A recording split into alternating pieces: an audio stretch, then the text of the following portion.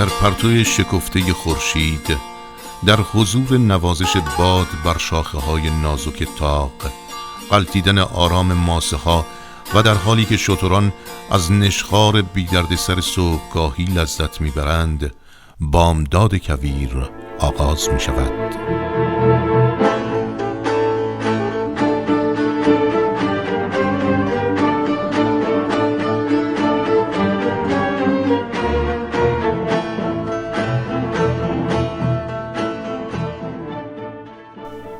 دشت لوت بیابانی در جنوب شرقی ایران است با وسعتی بیش از 40,000 کیلومتر مربع، یعنی 10% از وسعت کل ایران که در بین بخش‌هایی از استان کرمان، خراسان جنوبی و استان سیستان و بلوچستان قرار دارد.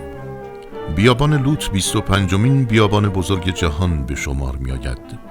دشت لوت از شمال غربی به جنوب شرقی کشیده شده و حدود 320 کیلومتر طول و 160 کیلومتر پهنا دارد.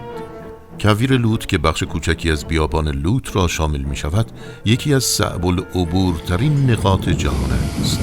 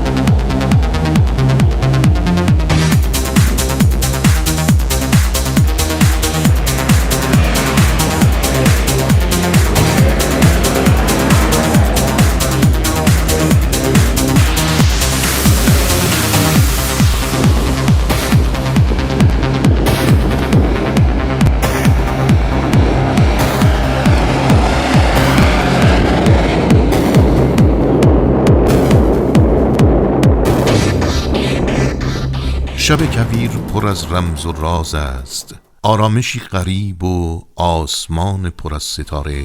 امشب می توانی دستت را دراز کنی و ستاره‌ای بچینی. آسمان کویر سخاوتمند است.